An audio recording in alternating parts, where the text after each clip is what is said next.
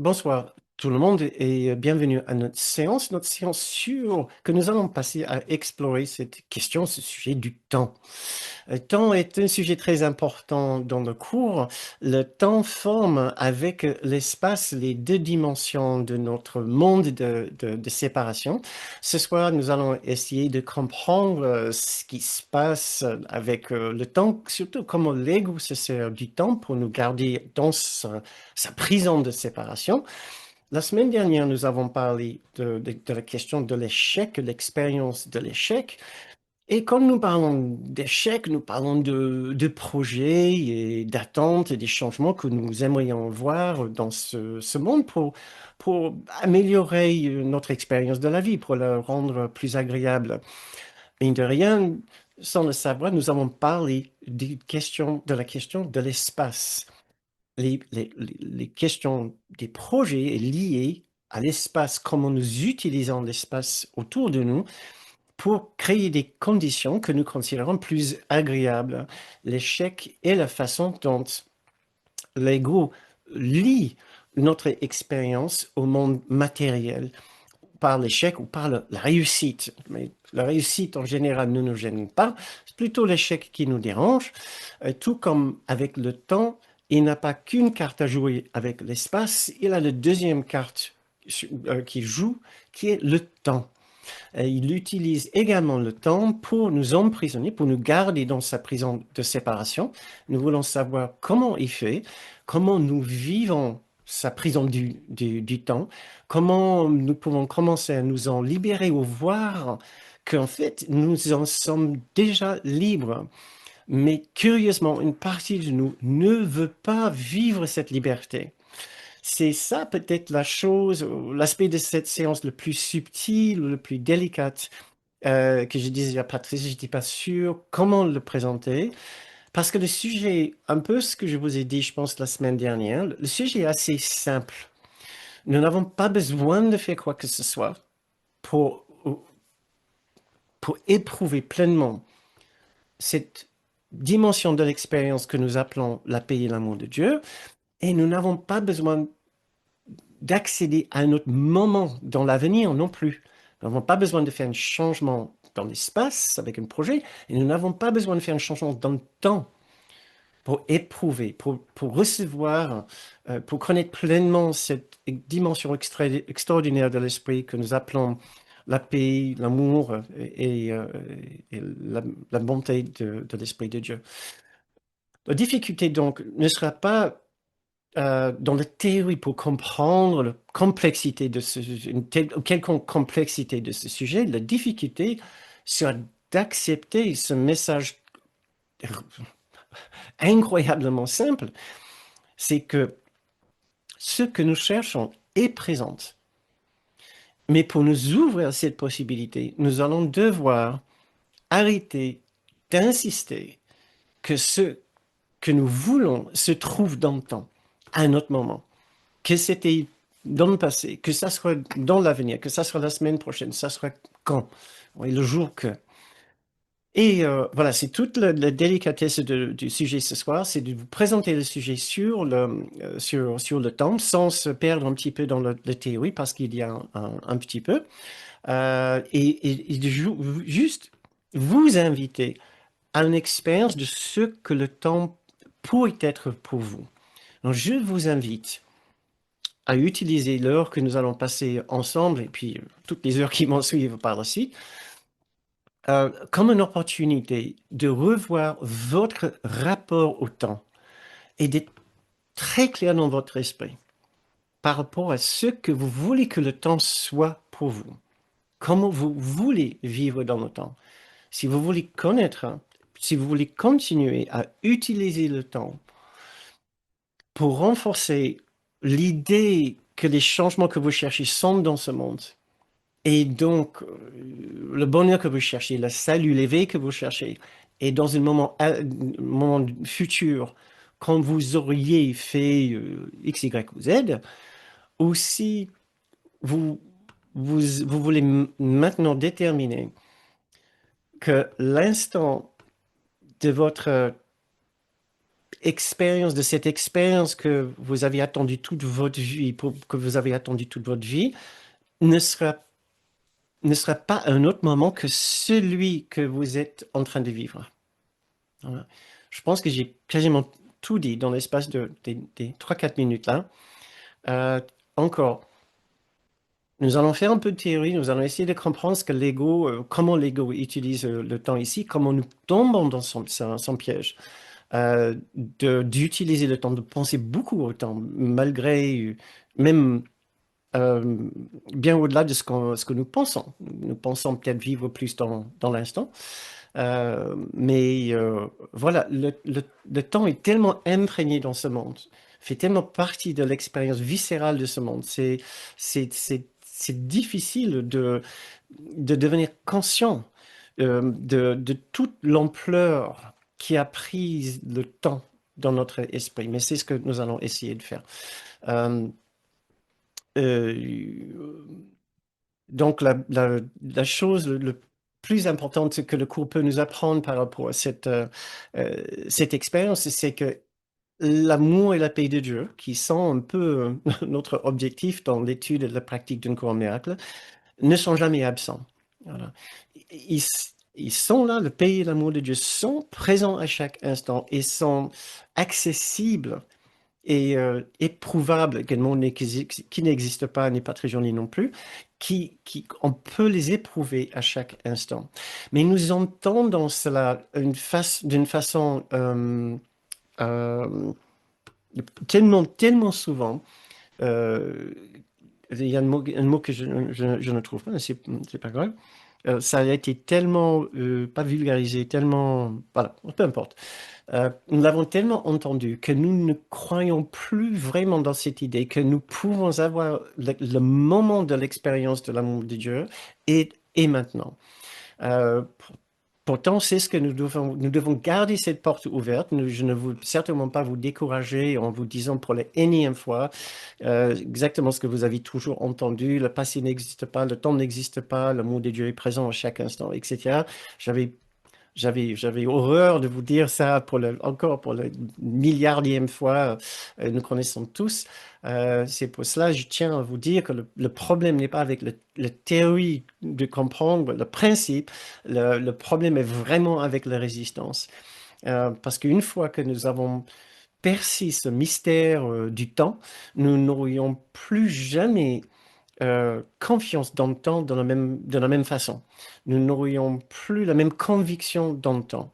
Une fois que nous avons eu une véritable expérience de la paix présente, de ce que cet instant peut nous offrir. Et il y a une partie de nous qui redoute, qui a une peur terrible de cette transition, de cette prise de conscience qu'en fait, ce que nous cherchons n'est ni dans l'espace, ni dans le temps, n'est pas dans ce monde. C'est une dimension de l'esprit qui est vraiment au-delà de tout ce que nous avons vécu ici. Euh, voilà. Euh, donc, j'ai dit un peu cela au cas où vous entendez dans votre esprit les mots qui vous disent Bernard, j'ai entendu ça trop de fois, le temps n'existe pas et le pays de Dieu est ici maintenant, dans l'instant présent, etc. Oui. Je voulais un peu prévenir ça, ce que je comprends et je reçois, je valide aussi votre expérience. Je voudrais juste ajouter que la difficulté n'est pas dans la compréhension, mais dans la résistance. Donc, essayons tous de garder l'esprit ouvert à ces deux idées, que le temps n'existe pas et que la paix que nous cherchons est présente. Euh, c'est une information qui vient tout en haut de l'échelle de l'esprit, si vous voulez. Alors, je vais vous proposer ce soir une étape intermédiaire. Donc, effectivement, et je comprends, c'est une expérience validée. Ce n'est pas utile de dire à quelqu'un, le temps n'existe pas, la paix de Dieu est présente à chaque instant. Même si ça reste une réalité, une vérité. Donc, ce soir, dans la deuxième partie de la séance, je vais vous présenter une méthode ou des méthodes, des exercices qui nous aident à gravir cette échelle par étape. Mais pour commencer notre soirée et notre réflexion sur cette question, tout d'abord, réfléchissons chacun de son côté, quelle est, quelle est votre expérience du temps? Encore, j'essaie de vous proposer des enseignements qui nous sortent de nos réflexions ordinaires. Nous n'avons peut-être pas l'habitude de réfléchir à ce que c'est notre rapport au temps. Donc voilà, asseyons-nous maintenant et essayons de voir. Tout d'abord, ma première petite question, quelles activités quotidiennes vous rappellent le temps qui tourne avec une certaine pression? C'est-à-dire où il est important, voire vital, de ne pas dépasser une certaine heure ou délai pour telle ou telle activité. Donc, quelles activités est-ce que vous vous sentez pressé? Si vous êtes ici ce soir, euh, vous pouvez répondre dans le feed de chat si vous voulez. Sinon, vous pouvez juste réfléchir tranquillement de votre côté, surtout, bien sûr, si vous regardez ceci en replay. Quelles sont les activités qui vous rappellent où tellement le temps est compté qu'il faut regarder l'heure constamment pour ne pas être en retard. Si vous ressentez le temps de cette façon, peut-être vous êtes retraité et vous n'avez aucun délai spécialement à respecter. C'est bien, mais j'imagine que vous avez eu aussi une vie passée bien imprégnée du temps. Donc vous pouvez réfléchir à ce que vous avez vécu. Le temps aussi est compté pour vous d'une autre façon, hein, et pour les personnes âgées. Je vois plein de sujets, plein de différentes activités euh, euh, dans le fil de chat maintenant. Merci, merci beaucoup. Il y en a plein. Aller chercher mon enfant à l'école, l'heure du dîner, ne pas rater le bus pour aller au travail, mon engagement en tant que dame de compagnie avec une heure horaire précis, rendre un rapport dans les délais, reprendre au mail professionnel pour aller au travail. Je pense que voilà, tout le monde ressent le temps comme quelque chose qui nous presse. Maintenant, une autre question une question qui va nous enraciner plus dans notre expérience.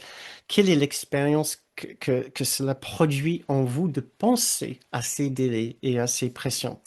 Qu'est-ce que vous ressentez à l'intérieur? Quel est votre vécu du temps par rapport à ces activités qui contiennent, qui contiennent une idée de délai assez spécifique? Quel est votre vécu de ces activités? Donc, j'ai une première petite euh, suggestion, commentaire. Stress, ressenti de pression, de manque, un peu de tension, un grand stress, tellement que du coup, je suis toujours en avance. Très bien, comme moi, j'essaie. Anxiété, c'est stressant le boulot. Je stresse quand je risque d'être en retard. Très bien, qu'est-ce que vous voulez dire par stress? Comment est-ce que vous devez décortiquer le mot stress? Ok. Essayons pour les personnes qui n'ont pas encore commenté, peut-être de réfléchir à ce que ça veut dire pour vous, stress. J'ai tension, inquiétude, à la fois stressé, rassuré d'avoir un planning, corps tendu, angoisse, mal au ventre, anxiété, peur.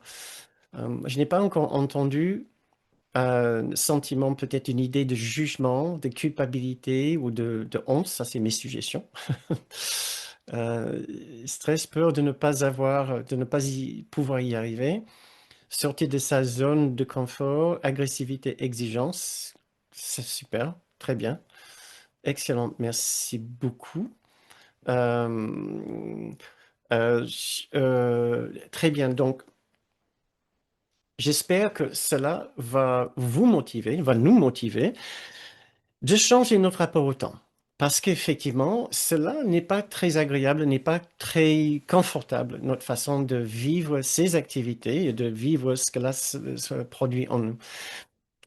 Le fait est que nous sommes devenus tellement habitués à ces expériences que nous ne nous posons même pas la question si si c'est possible ou non de les vivre de notre façon. C'est ce que nous allons essayer de comprendre ce soir. C'est qu'en fait, l'ego, c'est dans l'intérêt de l'ego de garder ce vécu du temps. Maintenant, on ne peut pas changer nos obligations, mais on peut changer notre vécu de ces obligations. C'est ce que le cours nous propose. Ce n'est pas en faisant le cours que nous allons pouvoir changer nos obligations, mais nous pouvons certainement comprendre qu'à chaque instant, il y a un niveau de confort intérieur aussi disponible qui peut remplacer éventuellement le sentiment d'inconfort. Comme vous connaissez si bien le cours, surtout la leçon 34, je pourrais voir la paix au lieu de cela. Je, je pourrais ressentir la paix, je pourrais éprouver la paix, je pourrais ressentir autre chose que ce stress. C'est ce que nous allons essayer d'expliquer, d'éprouver ce soir ou d'explorer un petit peu ce soir. J'aimerais bien aussi vous poser une autre question par rapport au temps. Là, nous avons exploré le côté un peu négatif du temps. Il y a un autre côté, ou le côté inconfortable par rapport au temps. Il y a aussi un côté, soi-disant, confortable par rapport au temps, qui est lié aux activités que nous considérons agréables ou délais agréables. Certaines personnes peuvent attendre avec impatience et plaisir certains événements, que ce soit des anniversaires, des fêtes, le Noël, qui est dans quelques semaines maintenant, euh, la fin de l'année scolaire pour les profs et pour les enfants, pour les étudiants à la fac aussi. Donc, vous avez peut-être aussi d'autres activités, d'autres qui sont liées au temps, mais d'une façon agréable. Mine de rien, l'ego se sert aussi bien de ces expériences, de ces activités, pour nous enraciner dans le temps. Il nous promet que si nous ne faisons pas attention, il y aura un genre de punition dans l'avenir. Ça, c'est quand nous échouons à respecter nos délais. Il nous promet aussi qu'il y a un genre de salut dans l'avenir. C'est quand quand nous arrivons à une certaine date d'anniversaire agréable. Donc, on peut dire que c'est une façon de vivre la joie de ce monde, mais dans le monde de la séparation. Et ceci c'est jamais une question de se culpabiliser du fait de vivre agréablement tel ou tel événement, mais c'est à savoir que nous, nous pouvons être tentés d'utiliser la joie de certains événements dans ce monde pour remplacer la véritable source de joie qui est à l'intérieur en renouant notre relation avec nos guides intérieurs, avec Jésus, avec notre soi, avec notre grande soi, avec notre esprit juste, bien sûr, avec le Saint-Esprit et le souvenir de Dieu. Et donc, nous devons pas nous méfier, mais nous devons nous savoir à chaque instant que nous sommes, que nous trouvons dans une attente, dans une joyeuse impatience, que chaque instant peut aussi bien nous présenter un moment de joie, de bonheur, de satisfaction, en même temps que nous attendons cet heureux événement. Donc, voilà.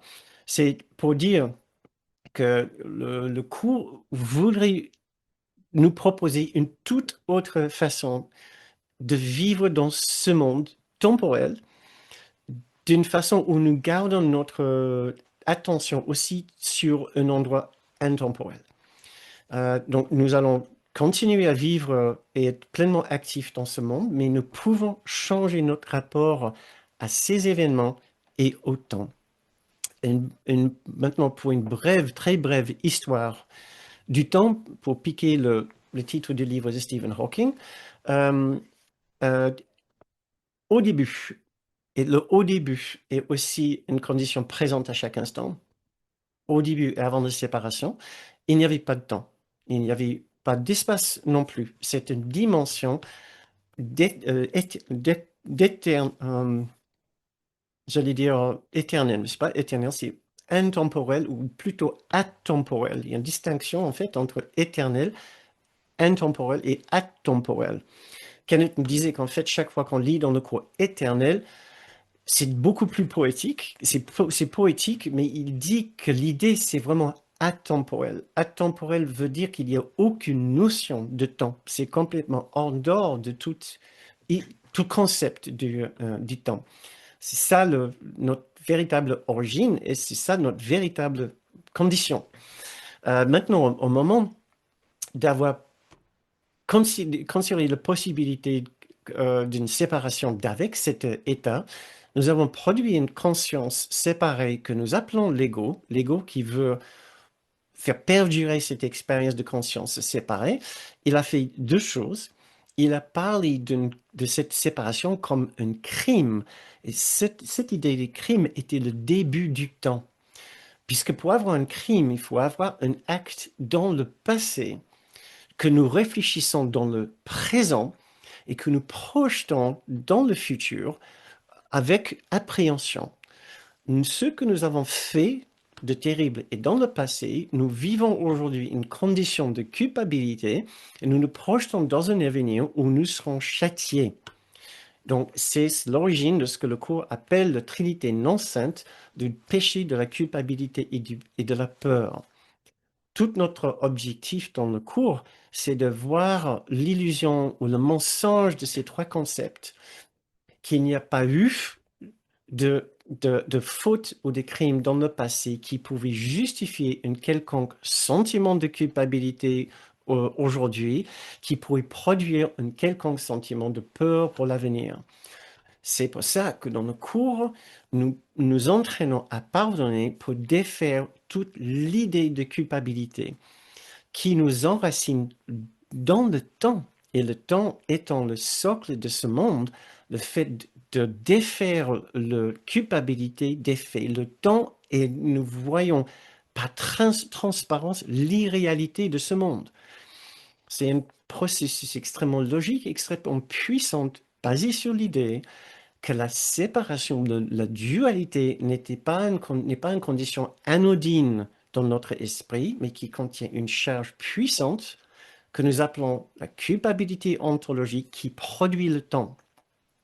Le fait de défaire la culpabilité en pardonnant défait notre expérience du temps et ainsi nous pouvons voir que ce monde ne tient de rien, est juste des expériences présentes d'illusion, d'illusion, d'illusion et d'une réalité derrière cette illusion. Voilà, donc ça c'est pour notre brève histoire du temps. Maintenant, malheureusement, le fait de croire dans ces histoires de péché, de culpabilité et de peur nous met sous une pression absolument énorme pour performer, pour accomplir, pour accomplir nos responsabilités, satisfaire nos obligations dans les délais que tout le monde considère absolument tellement vitaux.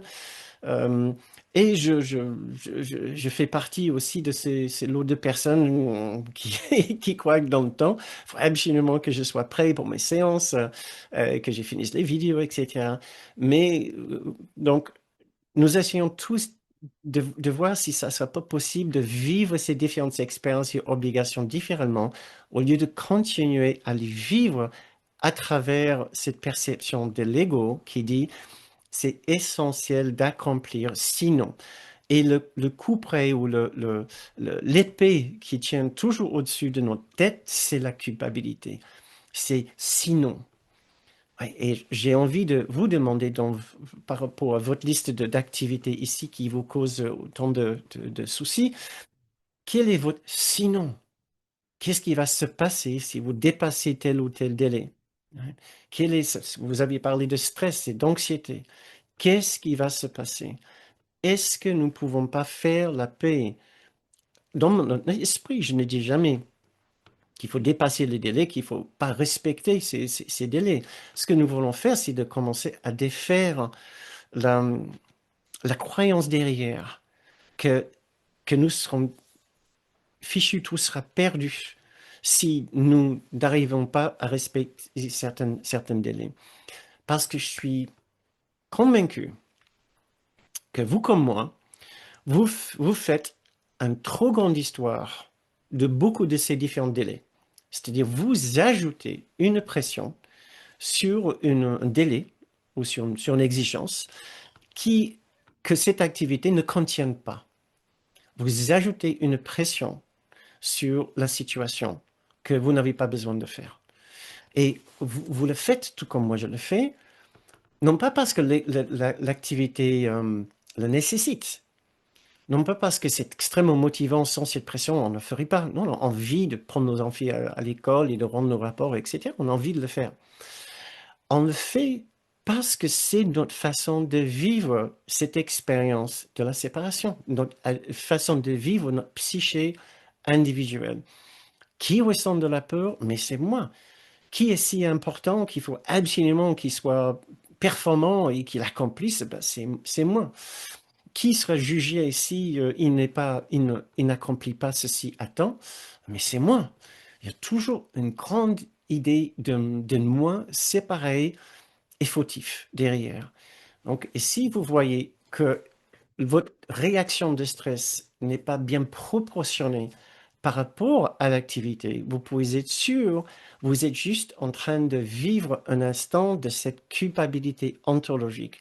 Culpabilité ou faute qui n'a rien à voir avec l'activité, mais, mais qui imprègne tellement totalement nos psychés humains, notre psyché individuel, que nous tombons quasi automatiques dans cette façon de ressentir du stress dès qu'il y a une idée d'exigence ou de pression ou de délai. Donc, je vous invite à réfléchir à cela. Écoutons ce que le cours peut nous dire par rapport au temps. Le temps est un truc, comme un truc de magicien. En anglais, on dit a sleight of hand. Et vous n'avez pas cette expression en français, mais a sleight of hand, c'est le genre un truc de magicien. Le temps est un truc, une ruse, voilà, un tour de main, une vaste illusion où des figures vont et viennent comme par magie. Or, il y a un plan derrière les apparences qui ne change pas. Le scénario est écrit. Le moment où l'expérience viendra mettre fin à, à tes doutes est fixe, car nous ne faisons que voir le voyage depuis le point où il s'est terminé, regardons en arrière et nous imaginons en train de le refaire, revoyons mentalement ce qui s'est passé. Ceci est un passage bien compliqué que Kenneth citait très souvent. Pour nous aider à le comprendre, tout d'abord, il y a deux parties de cet extrait qui est important, qui vient de la leçon 158. Le temps est une vaste illusion où des figures vont et viennent comme par magie. Ça, je vous ai dit tout à l'heure, on peut arriver à voir cela une fois que nous avons beaucoup travaillé avec le pardon pour défaire l'idée de faute. Voilà. Parce que c'est l'idée de faute qui nous enracine dans l'idée d'un passé, présent, futur. Deux idées. Donc, nous pouvons voir que notre façon de vivre ce monde n'est pas juste comme s'il y a des figures qui vont et qui viennent comme par magie. Nous avons l'impression qu'il y a des figures très importantes que nous appelons les êtres humains, très importants pour nous. Mais l'importance que nous attribuons à ces êtres humains est une importance qui vient du fait que soit nous pensons que ces personnes font partie de nos scénarios de bonheur ou de malheur. Nous n'attribuons pas une signification neutre à ces personnes. Ce que nous ferions, par exemple, dans un jeu vidéo ou dans une pièce de théâtre avec des marionnettes. Nous verrons juste des figures neutres sans attribuer une charge émotionnelle ou une signification particulière du tout. Mais c'est l'ego qui continue à donner une signification importante à chaque personne selon sa vision, sa perception des choses. Soit c'est une relation de haine particulière, soit d'amour particulière. Voilà. Euh, donc ça, c'est un peu la partie technique. Deuxième partie de cet extrait, il nous dit quelque chose qui je trouve remarquable. Il dit qu'en fait, le temps est déjà terminé, fini. Euh, Nous sommes en train de regarder toute cette scène ici d'un point de vue à la fin du temps, quand tout s'est arrêté. Kenneth dit, bah, écoutez, c'est plus facile d'y penser comme ça. Nous sommes déjà à la maison. Nous avons déjà fait le chemin de retour. C'est comme si nous sommes tous dans nos grands fauteuils au ciel et nous avons chacun une tablette devant nous. Et nous sommes en train de zapper d'une vie à d'une autre, d'un fichier à d'un autre, de nos propres vies que nous avons vécues dans l'illusion. Et nous nous sommes arrêtés sur une vie, la vie que nous sommes en train de regarder maintenant. Et nous regardons minute par minute, heure par heure, comme si c'est un genre de télé-réalité en live. Et nous revivons cette vie de cette personne qui s'appelle avec votre nom, qui porte votre nom.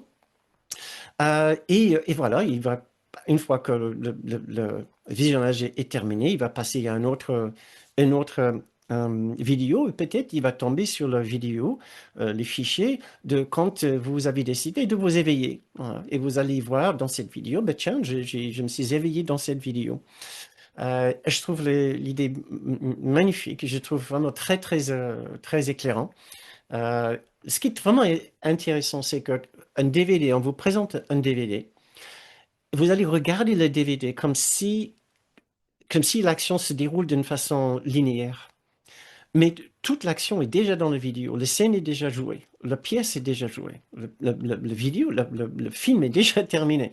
Vous pouvez zapper où vous voulez dans la séquence pour voir la partie de la séquence, la chronologie que vous voulez. Tout est là. Mais vous préférez le regarder dans la séquence chronologique prévue pour ce scénario. C'est un peu ce que nous sommes en train de faire. Nous préférons vivre une expérience du temps telle que nous sommes en train de le faire parce que cela produit le personnage dans la vidéo, dans le rêve. C'est la personne que nous pensons être. Je pense être Bernard, je pense vivre jour après jour. Ça m'aide à baser ma réalité dans la séparation, dans une chronologie où je peux vivre ma petite vie de séparation ici. Je peux le baser cette vie sur ce que j'ai fait dans le passé et ce que j'ai envie de faire dans le futur et mon projet de bonheur pour aujourd'hui ou mon projet de malheur pour aujourd'hui. Réfléchir à notre vie comme ça commence à exploser un peu tous nos repères de particularités. Donc, je vous invite à faire ce petit travail dans vos temps perdus, justement, et voir si ça peut produire quelques petites réflexions profondes à ce sujet. Maintenant, je comprends très bien si cette perspective est un peu élevée comme ce l'est pour moi. Je ne vis pas encore cette vision des choses comme Kenneth. Je suis absolument convaincu, était en train de vivre sa vie. Je vous ai dit dans d'autres séances que je trouvais toujours étrange de le voir. Son rapport au temps n'était pas le même. Ouais. Il y avait pas d'inflexion dans son humeur avec le temps. Il y avait quelque chose de stable, mais d'une, d'une tranquillité qui dépassait les circonstances. Il n'était pas tranquille parce qu'il était un prof réussi du cours. Rien de la sorte. Et il y avait juste une tranquillité profonde en lui qui ne variait pas, qui ne changeait pas. Comme si ça venait d'un ailleurs qui était plus réel que le monde ici. Maintenant, selon notre pratique, notre formule pour ce programme, nous avons trois étapes à franchir. Ce soir, la première étape étant regarder, observer, vous vous souvenez des RTT dans deux premières séances dans cette série, regarder, transformer, transcender. J'aimerais bien vous inviter à faire une petite méditation pour moi, avec moi. Ces méditations risquent d'être justement un peu plus rapides que d'habitude. Euh, Parce que, voilà, beaucoup de choses à dire par rapport au temps, mais surtout une, euh, une perspective à changer. Donc, nous allons juste faire cet exercice. Euh, les yeux ouverts, juste en baissant notre regard, en essayant d'utiliser une minute à bon escient maintenant pour devenir conscient de comment nous vivons le temps, comment nous éprouvons le temps, pour ne pas laisser passer ces instants de vécu inconfortable par rapport au temps. De nous rendre compte que expérience du temps n'est pas toujours agréable et nous pouvons y faire quelque chose.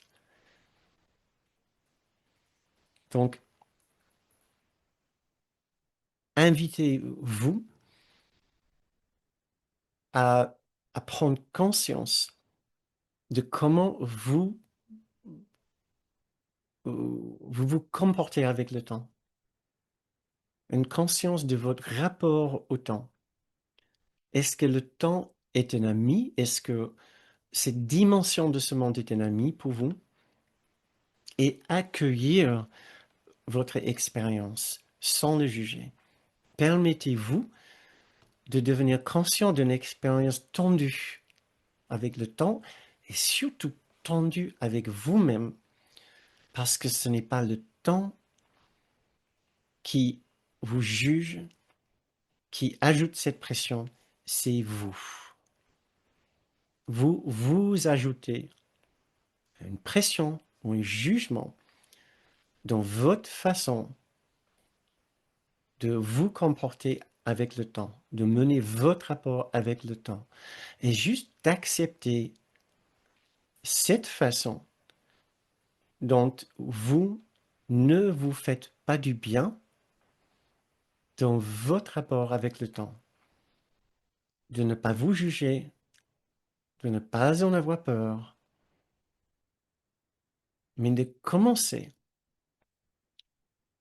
à accéder cet esprit en vous qui est capable d'observer, de constater votre relation avec cet élément de cette dimension tellement importante qui est le temps.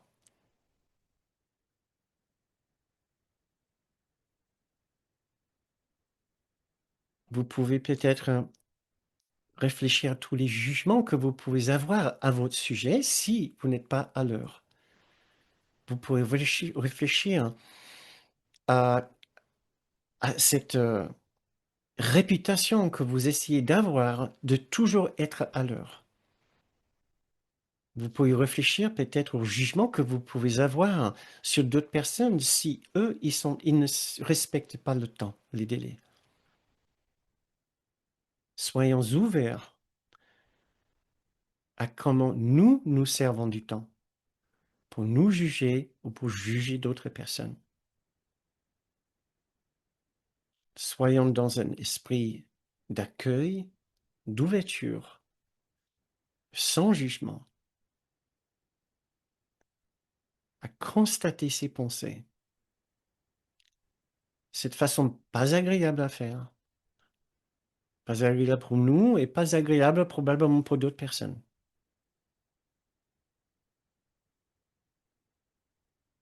Et si cette idée vous plaît, déterminez que vous voulez changer votre rapport au temps pour que cela reflète plus de douceur, de gentillesse, de souplesse, de pardon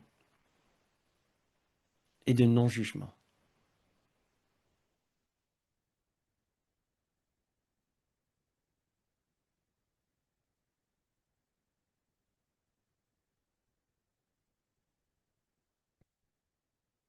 Essayez de finir cette méditation avec cette idée que vous souhaitez maintenant être davantage dans la souplesse, le pardon, l'acceptation et le non-jugement, la confiance et un sentiment de sécurité par rapport au temps.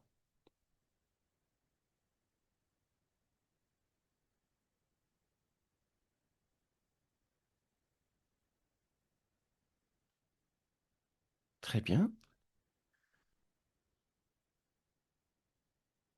Continuons.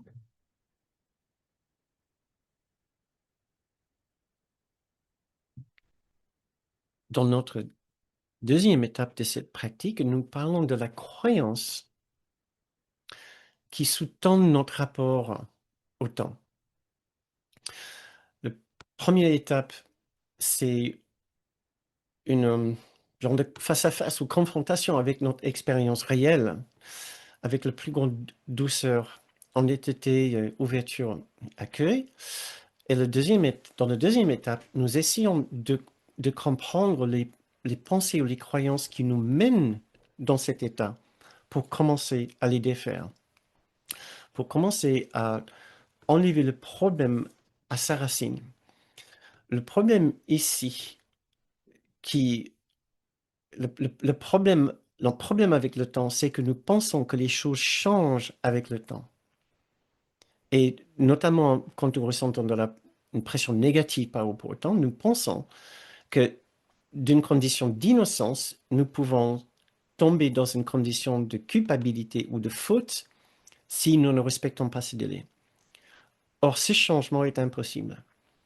Rien de ce que nous faisons dans ce monde ne peut changer notre condition de fond d'innocence. Cela ne veut pas dire que que ce ne sera pas mieux de respecter certains délais, mais si nous ne les respectons pas, cela ne va pas provoquer un changement de notre identité, de notre être. La croyance que oui, dépasser certains délais va changer durablement quelque chose par rapport à notre être est une erreur, un mensonge que nous devons conscientiser, voir et commencer à défaire ou à vouloir défaire. Il y a d'autres croyances autour. Si je ne respecte pas les délais pour payer les empreintes sur les mensualités sur ma maison, je vais perdre ma maison. Cela est juste dans ce monde. Mais ça serait faux de dire, de penser qu'on va mourir si, ou que le pire va arriver si si je n'arrive pas à payer les mensualités sur l'hypothèque de ma maison. On a un travail en profondeur à faire par rapport aux conséquences de dépasser les délais, d'être en retard, de ne pas être à temps par rapport au temps. Je vous invite dans cette étape de réfléchir, de faire une liste des différentes croyances que vous avez pu intégrer euh, euh, qui produit du stress pour vous, qui modifie, qui altère et qui détermine durablement votre rapport au temps et voir ce que vous pouvez faire pour les changer. La croyance à la racine de ce problème, la croyance primaire, si vous voulez, c'est qu'il y a une faute qui sera révélée en moi si je n'arrive pas à respecter les délais et qu'il y aura une punition future si je n'arrive pas à respecter ces délais. Si peut-être je n'ai pas besoin de vous rappeler le mythe de la trinité non sainte de péché, culpabilité, peur dont j'ai parlé tout à l'heure, euh, c'est imprégné à ce point cette idée faute dans le passé, de culpabilité dans le présent et de châtiment dans le futur. Cela altère, ça altère durablement notre rapport au temps. Donc, oui, nous avons un travail à faire au niveau de nos pensées et de nos croyances euh, pour défaire ces croyances de base et de comprendre que rien ne peut changer fondamentalement la qualité et la pureté de notre être. Maintenant, je vous ai dit tout à l'heure que le, l'idée que le temps n'existe pas, que la paix de Dieu soit présente à chaque instant est un petit peu élevée et que j'allais vous proposer d'autres méthodes ou techniques pour gravir l'échelle par palier. Voici la section maintenant où nous allons parler de ça. Les suggestions que je vais vous présenter sont une façon de produire une rupture avec notre esprit temporel, avec notre perception temporelle. On a deux esprits, un esprit temporel, un esprit intemporel ou atemporel. L'esprit temporel, bien sûr, c'est l'ego. L'esprit atemporel, c'est le grand soi, c'est l'esprit juste en nous, c'est l'esprit que nous partageons avec Jésus, le Saint-Esprit, etc. C'est notre grand soi, on va dire. Et l'autre, l'esprit temporel, c'est le petit soi ou l'ego. Notre idée avec ces exercices est de produire ou provoquer une rupture avec notre façon d'utiliser le temps. Donc, n'importe ce que vous faites pour, pour, pour briser votre rapport au temps, pour vous faire revenir à l'instant présent, sera bénéfique dans ce sens-là. Cela ne veut encore pas dire que nous, soudain, nous arrêtons de remplir, satisfaire nos obligations, mais cela veut dire qu'en faisant ce qui est nécessaire pour remplir nos obligations, nous pouvons aussi prendre les mini-instants pour revenir à un instant qui est intemporel. Et le cours dit que l'instant même est le plus proche qu'on peut venir de l'éternité. J'ai oublié de prendre cet extrait pour vous. Je vous l'envoie dans le fiche pratique, si vous êtes inscrit pour recevoir les fiches pratiques. Euh, oui, l'instant présent est une représentation de l'éternité. Donc, ça, c'est une façon de monter l'échelle vers cette prise de conscience extraordinaire que le temps n'existe pas, que la paix de Dieu est toujours présente. En revenant à l'instant même, nous enlevons notre perception du passé et du futur pour le centrer ici maintenant. Je vous invite juste à cet instant maintenant, justement, parce que nous sommes encore dans une optique de temps, surtout moi en faisant cette séance, je regarde l'heure. Prenons 30 secondes pour essayer de provoquer une rupture vous-même et imaginez un instant maintenant que vous n'êtes pas dans cette séance. Revenez dans 30 secondes, s'il vous plaît. Mais que que le seul instant qui existe est celui que vous êtes en train de vivre devant votre ordinateur, devant votre téléphone, et remarquez quelque chose sur votre ordinateur, sur votre téléphone ou dans votre environnement immédiat. Sortez de cette séance pour remarquer quelque chose.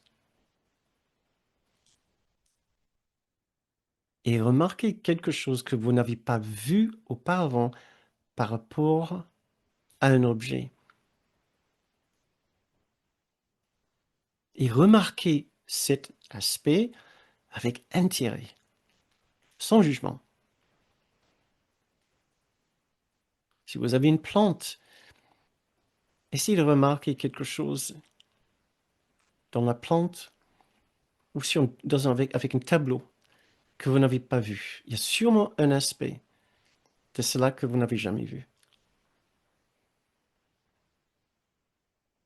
Et si vous pouvez remarquer un aspect de ce que vous êtes en train de regarder avec plaisir, avec émerveillement,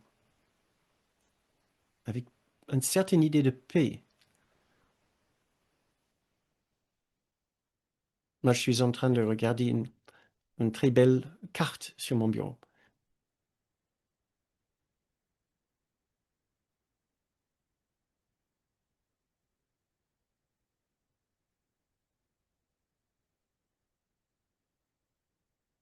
Nous sortons du temporel en portant toute notre attention sur quelque chose dans notre environnement immédiat, en le remarquant d'une façon différente, en cherchant quelque chose d'agréable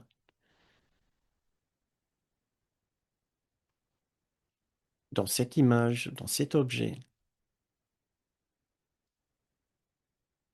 Et aussi simple qu'il soit cet exercice, c'est un miracle. Nous avons brisé le cycle du péché, de culpabilité et de peur. Et nous sommes entrés dans un petit instant d'intemporalité ou d'éternité. Nous n'avons plus pensé au passé, nous ne pensons plus en quelconque condition de faute, nous n'avons plus envie de projeter un jugement sur nous ou sur cet objet, et nous ne sommes certainement pas dans une attente de danger, de menace, de châtiment.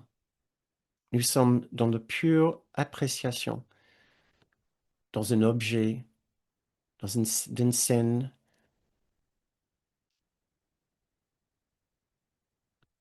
Cette activité, cet exercice marche particulièrement bien à l'extérieur, dans la nature, ou avec un objet que vous pouvez considérer particulièrement beau. Non pas parce qu'il y a quelque chose de divin, ni dans la nature, ni dans les objets, des beaux objets. C'est parce que avec ces objets, notre attention est dirigée d'une façon différente par notre esprit juste maintenant, et non plus par l'esprit faux. Et notre esprit juste est capable de voir en ces objets quelque chose de transcendant, quelque chose qui transcende l'objet lui-même, un arbre, une fleur, un bel objet. Chaque objet contient la possibilité de produire cette transformation et cette transcendance. Nous nous plongeons, nous nous joignons à l'objet, nous oublions notre ego et nous nous joignons dans un instant de gratitude ou d'appréciation de beauté avec un autre objet. Donc nous perdons la notion de la particularité, la séparation, tellement nous voulons nous joindre avec un autre objet par le simple fait de l'apprécier, de trouver quelque chose que nous apprécions particulièrement dans cet objet. Et cela peut être littéralement n'importe quoi. Ouais. C'est plus facile avec les objets que nous apprécions naturellement, mais cela peut même être avec une roue de voiture, avec un bâtiment, avec un outil, avec une casserole. Ouais. Il suffit de nous fixer sur un objet d'une façon particulière qui ouvre la voie vers notre esprit juste et qui nous plonge dans l'instant même avec cet objet, dans le désir de retrouver ce sentiment d'appréciation, où nous sommes capables d'apprécier quelque chose et de lui donner une valeur. Et le fait de donner une valeur à un autre objet ou une autre personne, bien sûr, euh, nous rappelle la valeur avec un V majuscule. Et nous ne pouvons pas manquer de ressentir cette même valeur que nous avons donnée à cet objet. Nous sommes vraiment, littéralement, dans la démarche du miracle. Nous brisons le temps, le cycle du temps et le cycle de pensée de l'ego en voulant simplement nous joindre avec autre chose, un objet dans l'instant présent, avec une activité, en faisant une activité, en devenant un avec l'activité au-delà de nous-mêmes. Ça peut être la marche. En ressentant, on peut se joindre même avec notre corps. À ce moment-là, notre corps est aussi juste un objet neutre que nous pouvons apprécier. Ce n'est pas donner une valeur particulière à notre corps. Nous voulons nous joindre à notre corps en marchant ou en courant, en faisant un exercice où nous apprécions cette activité, notre souffle, notre respiration. Je propose aussi d'utiliser les files d'attente comme une opportunité tous les jours, pour, euh, pour faire une pause. Il faut trouver les moments dans la journée de dire stop, je prends conscience de là où je suis, de là ce que je ressens, ce que je suis en train de faire, ce qui est dans mes mains, ce que je regarde. Faites une mini pause quand vous prenez la voiture, avant de démarrer la voiture. Quand on démarre la voiture, souvent on est déjà pressé, on est déjà arrivé. On veut déjà arriver. Stop. Faites une pause de 15 secondes pour dire, je n'ai pas besoin d'arriver où que ce soit. Je suis déjà arrivé. J'y suis déjà. Puis tranquillement, mettez le contact et commencez à rouler. Bien sûr, les exercices classiques, de boire un thé ou un café d'une façon totalement absorbée par ce que vous êtes en train de faire au lieu de ruminer. Voilà. Ça brise le contact avec l'ego. Tout cela nous met plus haut sur l'échelle, hein, vers ce constat en haut de l'échelle où nous allons pouvoir voir l'irréalité de ce monde par transparence. Euh, Très bien, maintenant nous sommes déjà à l'heure, donc posons-nous pour notre dernière méditation, et ça sera notre troisième étape, transcender le temps pour embrasser l'instant éternel. Euh, j'ai une petite information, l'éternité ne s'améliore pas avec le temps. L'éternité ne sera jamais mieux qu'elle est maintenant, au cas où. Vous pensez que l'éternité elle sera meilleure demain ou dans quelques temps. Très bien, une lecture de 3 passages du cours pour terminer la séance ce soir. Donc, si vous voulez bien, euh, Jésus propose des méditations ici. Donc, je vous invite juste à écouter ceci tranquillement, en fermant les yeux si vous le souhaitez.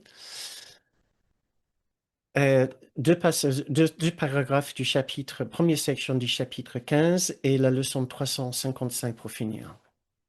Commence à t'exercer dans l'usage du temps que fait le Saint-Esprit comme aide à l'enseignement vers le bonheur et la paix.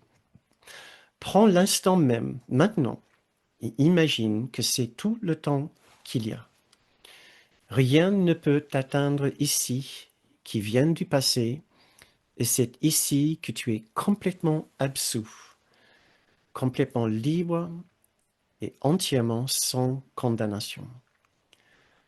À partir de cet instant saint dans lequel la sainteté est née à nouveau, tu avanceras dans le temps, sans crainte et sans sentiment de changement avec le temps. Chaque instant est une naissance propre, non ternie, par laquelle le Fils de Dieu émerge du passé dans le présent. Et le présent s'étend à jamais. Il est si beau et si propre et libre de culpabilité qu'il n'y a rien, qu'il n'y a là rien d'autre que le bonheur. Il n'y a plus aucun souvenir de ténèbres. L'immortalité et la joie sont maintenant. Et voici la prière de la leçon 355. Pourquoi devrais-je attendre, mon Père, la joie que tu m'as promise? Je suis sûr que mon trésor m'attend et j'ai seulement besoin de tendre la main pour le trouver. Même maintenant, je le touche du doigt. Il est tout près. Je n'ai pas besoin d'attendre un instant de plus pour être en paix à jamais. C'est toi que je choisis et mon identité avec toi. Ton Fils voudrait être lui-même et te connaître comme son Père et Créateur et son amour.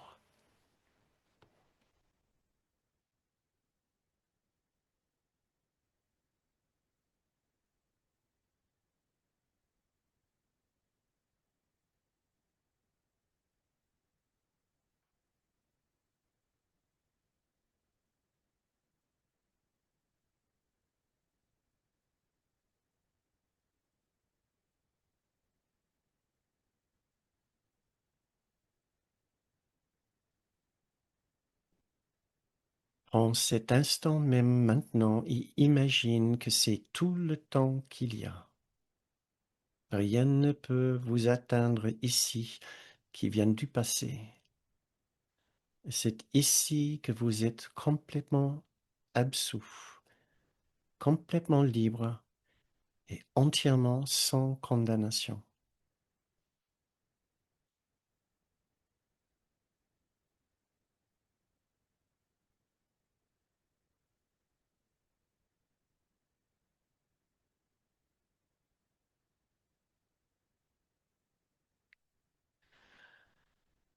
Si vous souhaitez continuer dans cette méditation, je vous invite à baisser le son sur votre appareil ou à quitter cette séance.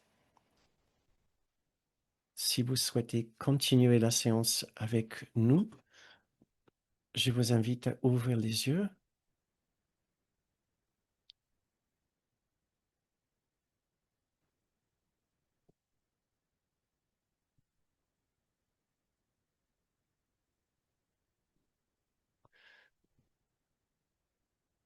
Très bien. Euh,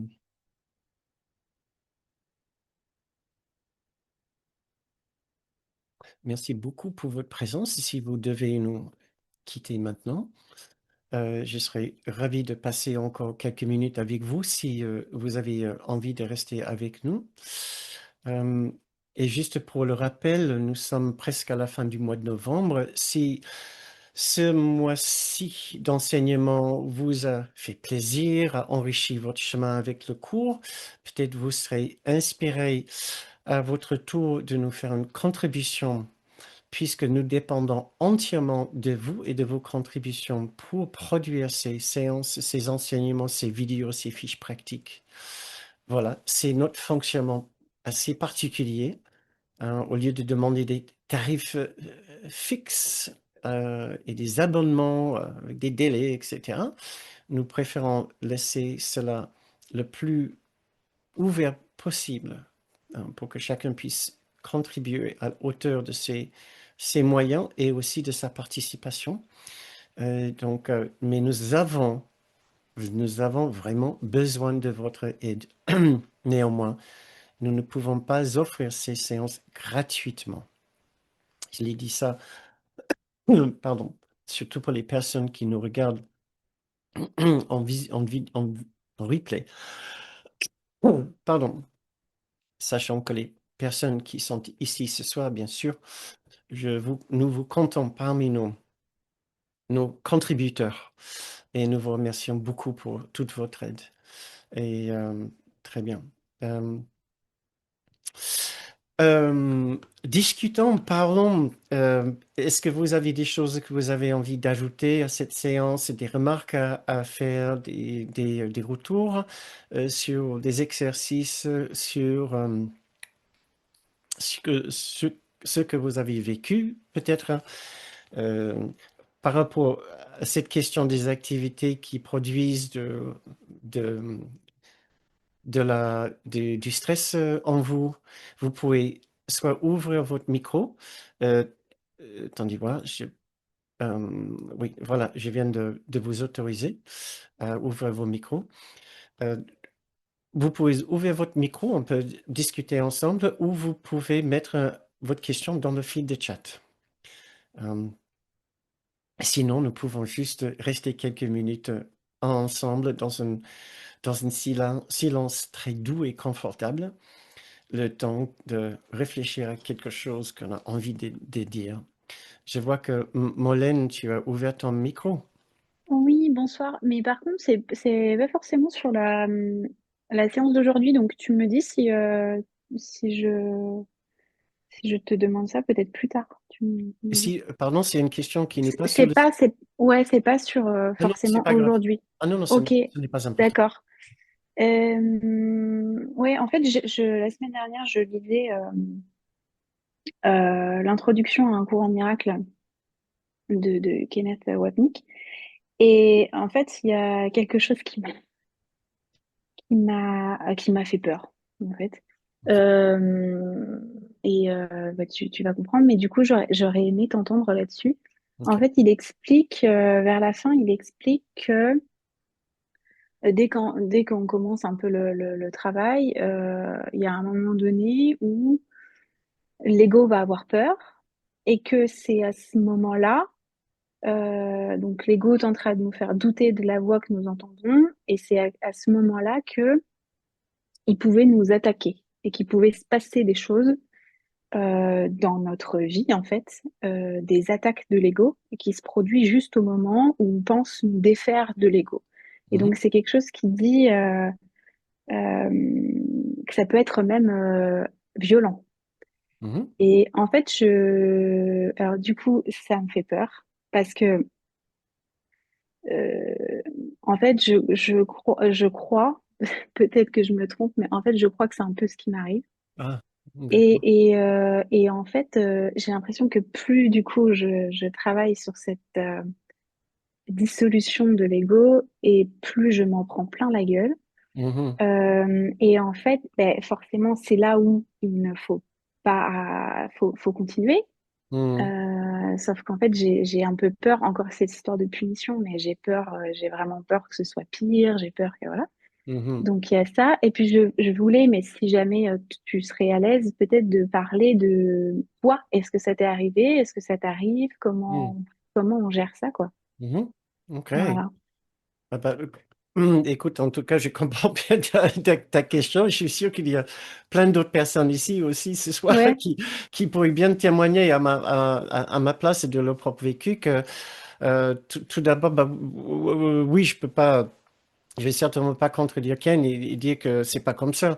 Euh, Effectivement, nous pouvons connaître des moments plus où si on a fait vraiment du travail avec le cours, parce que c'est un travail costaud sur l'ego pour enlever les différentes voiles, on peut connaître des moments vraiment difficiles. On peut constater, par exemple, des remous d'émotions. Sur de roller coaster émotionnels ou des réactions très très vives qu'on n'a pas l'habitude de vivre ou des aspects de notre personnalité dont on est au courant mais qui se ne révèlent pas souvent. Et là, d'un coup, on a les tout et d'une façon vraiment exagérée, plus puissant que ce qu'on a l'habitude de voir, vraiment un comportement qu'on n'a pas l'habitude de voir. On se trouve un petit peu schizophrène dans le sens qu'on se considère vraiment une personne gentille et de l'autre côté, on peut être très méchant ou avoir très peur. Or, on est normalement quelqu'un de très confiant. Donc, je ne pourrais pas dire que ça n'existe pas. Je peux parler de mon expérience, mais avant, je voudrais dire que il y a deux choses. Tout d'abord, il faut toujours savoir c'est passager. Plus on est au courant de ce qui est en train de se passer et on est clair que ce que nous vivons, et c'est pas que c'est normal, mais c'est une inévitable. C'est presque impossible de vivre ce chemin sans ces différents remous de l'esprit. C'est possible, oui, mais c'est plus probable qu'on va avoir des moments comme ça. Tout d'abord, c'est très aidant pour ne pas se critiquer, pour ne pas prendre trop au sérieux son propre ego, parce que l'ego adore nous faire réagir. Mais il adore encore plus quand on se juge du fait de nos réactions, nos mauvaises réactions. Donc, si on ne fait pas attention, on va accumuler accumuler, on va intensifier le problème avec notre jugement du fait qu'on réagit d'une façon qui n'est pas du tout habituelle ou confortable pour nous. Euh, donc, si on peut déjà euh, éviter d'ajouter de la souffrance sur la souffrance, ça sera bien. Euh, S'accompagner avec le plus grande douceur possible, puisque des fois on provoque des situations extérieures qui sont complètement imprévues. Euh, donc, savoir ce qui se passe, essayer d'être autant dans la douceur qu'on peut l'être. Deuxième suggestion, on peut arrêter le cours pour un peu ou sinon, il y a plein de différentes façons de travailler le cours. On n'est pas obligé toujours de travailler sur l'ego. On peut juste il y a plein de leçons. Après le leçon 220, il y a plein de leçons d'une immense douceur. Et juste s'accompagner dans la plus grande douceur pendant quelques semaines, quelques jours, quelques semaines, un mois, le temps de stabiliser son ego, stabiliser son expérience et reprendre confiance dans son chemin. Ce qu'on veut éviter, c'est de planter le cours et dire non, c'est pas pour moi. On trouve une raison quelconque. Euh, on veut éviter de faire ça si possible. Candy, c'est là où la plupart des étudiants, effectivement, quand ils se rendent compte, quand les égos se rendent compte de ce qu'on est en train de faire, ce processus, ils trouvent une raison d'arrêter le cours. Voilà. Que c'est pas pour eux, ils se sont trompés, ils n'aiment pas Jésus. Après tout, ils pensaient aimer Jésus. Finalement, ils préfèrent un autre chemin. C'est souvent simplement parce qu'ils connaissent un passage comme ça. Euh, donc, tout d'abord, essayer de savoir ce qui se passe, de s'accompagner dans la plus grande douceur, de mettre le travail avec l'ego en attente à un autre moment, éviter les passages les plus durs et plus confrontants avec le cours, revenir au simple pardon. Des exercices tels que j'ai proposés ce soir, juste de passer des moments dans la nature, essayer de stabiliser notre expérience et reprendre confiance qu'il y a beaucoup de bon en nous et une grande capacité de faire du bon dans notre vie si jamais on s'est fait mal d'une façon ou d'une autre, d'être honnête et d'être aimant et pardonnant envers soi-même. Euh, voilà, dans mon expérience, bah oui, c'est inévitable. Euh, et qu'est-ce que j'ai fait? J'ai fait exactement ce que je vous ai dit. J'ai changé, j'ai même changé de spiritualité, mais sans jamais fermer la porte sur le cours. Je suis allé faire un peu d'Edgar Cayce, mais je parle dans les années 90. Hein. C'était très complémentaire. Je suis jamais allé très loin du cours, mais j'ai proposé à plusieurs personnes qui m'ont écrit avec une vraie difficulté d'arrêter carrément le cours, soit temporairement ou soit suggérer que ce n'est pas le chemin pour eux. Voilà. Euh, ce que le cours n'est pas pour tout le monde et Kenneth le dit. Faut avoir un ego bien stable quand même. Bien bâti et bien stable. Je ne veux pas dire un grand ego, mais avoir un ego stable voilà, pour pouvoir faire ce cours. J'ai mis le cours de côté. Je me suis réfugié dans certains dictons de Ken, comme par exemple, il dit Your only problem is that you've become afraid of love.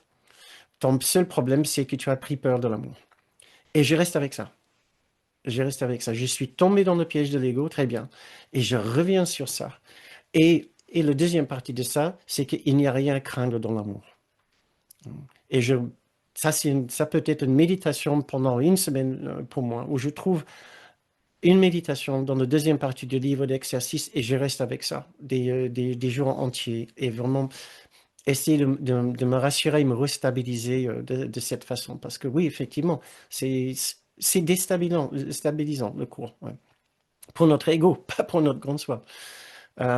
Qu'est-ce que je peux te dire de plus, Molène? Est-ce que ça te donne déjà quelques idées? Ah oui, oui, oui, oui. En fait, ça me parle, mais surtout, c'est très juste. Enfin, ça calme, ça calme. Donc oui, c'est très juste. Ouais, super. Merci beaucoup. Non, avec plaisir. Merci. Oui, très bien. Et je suis sûr, j'imagine bien que ça serait aidant pour d'autres personnes.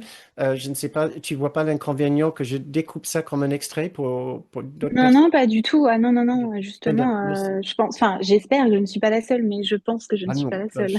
non, je garantis que tu n'es pas le seul. J'ai eu, comme je t'ai dit, d'autres personnes qui m'ont parlé d'une grande difficulté avec le cours, quasiment qui m'ont dit j'arrête le cours. J'ai eu ça plein de fois. Est-ce que tu peux enlever mon nom des listes d'envoi, etc. Je veux plus faire partie de la famille du cours. Hmm. Mais moi, j'ai vraiment pas cette envie-là ou ce besoin d'arrêter. Mais c'est vraiment la peur, ouais, la peur de souffrir encore, parce qu'il y a des choses que je pensais avoir vraiment réglées, comme une liste voilà, que j'avais réglée. Et en fait, il y a des régressions dans mes Ah, comportements. d'accord. Hmm. Et depuis vraiment que je travaille beaucoup plus le cours, que je travaille beaucoup l'inconscient, voilà, et Ouais, waouh, il y a tout qui, il y a tout qui se, qui se casse la gueule, quoi. Vraiment. Ouais, ouais, c'est impressionnant, hein, à croire que j'ai jamais travaillé sur moi et que voilà. Enfin, c'est très impressionnant et ça ne s'arrête pas et du coup, c'est un peu paniquant, quoi. Ok. Donc, oui, c'est une leçon en grande humilité.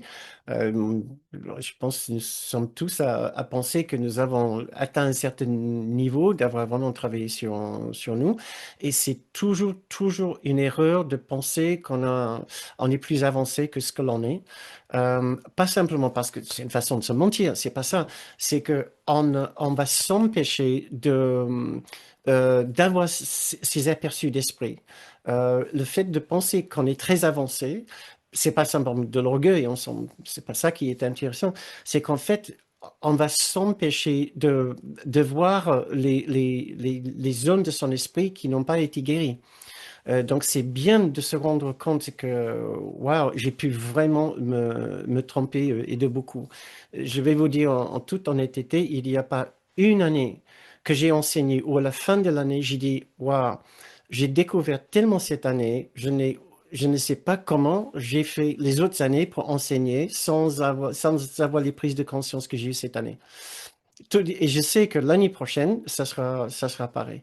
Donc, faut pas croire qu'on a fini avec soudain, on a atteint un niveau de connaissance et de conscience avec avec ce travail.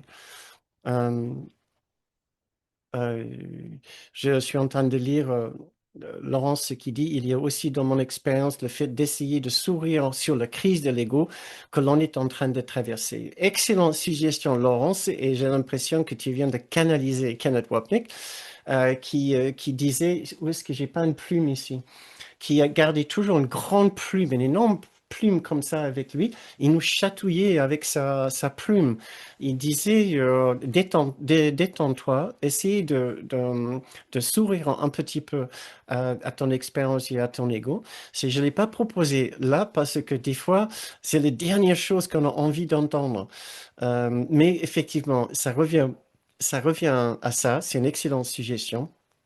Tout ce qu'on peut faire pour se détendre de toute façon et de prendre moins au sérieux les soubresauts de son esprit et tout ce qu'on ressent, tout ce qui se passe dans notre esprit. C'est un petit peu ce que j'ai essayé de dire tout à l'heure en disant de ne pas ajouter de la souffrance sur notre souffrance en nous critiquant, mais en détendant l'atmosphère intérieure, en se rassurant que ce qu'on est en train de vivre est normal, aussi perturbant que c'est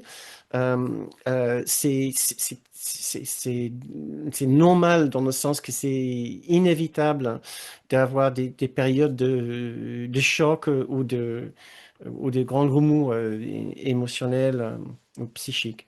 Euh, Oui, excuse-moi, je te coupe, mais justement, il en parle juste après du passage que je te parlais. Et il en parle juste après et il parle du rire et que si nous pouvons rire du monde et de l'ego, le problème disparaîtra.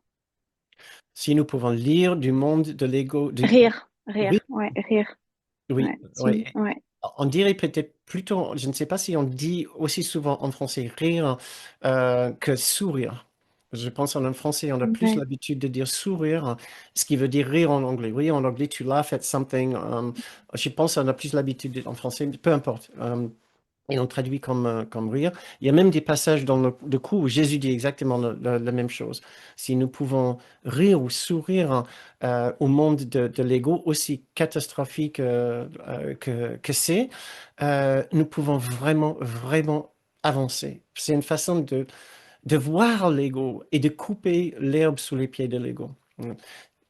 Lui, il tient debout tant que nous prenons au sérieux et nous jugeons, tant que nous réagissons à ce que nous voyons en nous. C'est-à-dire, tant que nous réagissons à nos réactions, nous sommes encore dans l'emprise de l'ego. Ouais. Nous risquons, voilà. Ouais. Et nous allons trouver plus difficile de nous détendre. Donc, tout ce que nous pouvons faire pour nous détendre par rapport à nos réactions et juste nous accompagner très tendrement à dire, OK, voilà, je passe par une phase compliqué, volatile, plus de volatilité. J'ai pensé avoir réglé plein de différentes choses. Donc, double claque. Déjà, j'ai, j'ai une expérience qui est désagréable. L'autre claque, c'est que je ne suis pas du tout aussi avancé que j'ai pensé être. Triple claque, je suis nul, il faut que j'arrête maintenant. On reste déjà avec le premier difficulté, c'est que j'ai des remous, j'ai des souvenirs d'un passé que je pensais avoir réglé, avec toutes les émotions qui viennent avec. J'ai une hargne, j'ai une rage, j'ai des peurs d'être nul, comme si je viens de rater mon bac. Euh, voilà. Et on accompagne, on accueille. C'était la première étape de notre pratique ce programme. On accueille, on observe avec le plus grande douceur. Kenneth nous disait, si nous pouvons juste faire cela, nous aurions déjà accompli la moitié de la guérison. Parce que l'ego ne nous permettrait jamais de voir et de ne pas juger. Donc, voir tendrement est déjà extrêmement guérisseur. Euh, merci Loïc. Euh, J'essaie de lire ce que c'est me souvenir de la présence du Christ à mes côtés. Oui, Loïc qui offre ce qui m'aide dans ce processus, en plus de tout ce qui est dit, c'est de me souvenir de la présence du Christ à mes côtés. Parfait, très bien. Il y a des personnes qui appellent la présence de Jésus ou du Saint-Esprit, ou une présence du souvenir de Dieu ou de l'amour de Dieu pour les accompagner et d'essayer d'en rester là. Je pense que c'est un peu ce que j'ai voulu dire quand j'ai dit que moi, personnellement, je me réfugie dans le Kenneth qui dit, c'est juste, t'as peur de l'amour et dans l'amour, il n'y a rien à craindre. Et moi, j'ai l'impression de l'entendre de la part d'un Jésus, d'un Ken, d'un Saint-Esprit, d'une grande soi. Donc absolument, d'entendre une voix sage, mais d'une douceur, infaillible, qui nous regarde tendrement, qui ne nous juge pas, qui nous aide à savoir c'est normal et c'est juste passager. Voilà. Ça ne sera pas toujours comme ça. Il y a toujours des inflexions dans notre expérience. Ce n'est jamais totalement intense tout le temps. Il y a toujours des petits hauts et des petits bas. C'est bien à savoir quand on est assommé par l'intensité de notre ego. Si on attend quelques minutes, ou 10 minutes, ou une demi-heure, ça aurait changé, ne serait-ce qu'un tout petit peu. Euh, ok, très bien. Écoutez, si ça suffit pour vous ce soir, je crois on peut commencer à terminer cette séance. Nous sommes déjà à l'heure c'est une prendre d'honneur et de fierté chez moi de respecter l'heure. L'heure, c'est l'heure. Et je ne me supporterai pas si si je n'arrête pas la séance exactement à 9h30. Pour m'empêcher de me culpabiliser, je vous en prie, aidez-moi à finir cette séance à pile poil à 21h30. Je commence à ressentir la pression. Donc, disons-nous au revoir et souhaitons-nous tous une très bonne semaine et merci encore pour votre présence ici ce soir et au plaisir de vous voir lundi prochain. Bonne Ouvrons-nous. soirée. Merci beaucoup. Bonne 5, Bonne soirée. soirée. 4, Au Merci. revoir. Bonne Au semaine. revoir. merci, Au revoir merci tout le beaucoup. monde. Merci, Bella. Au plaisir de vous voir la semaine prochaine. Ouais.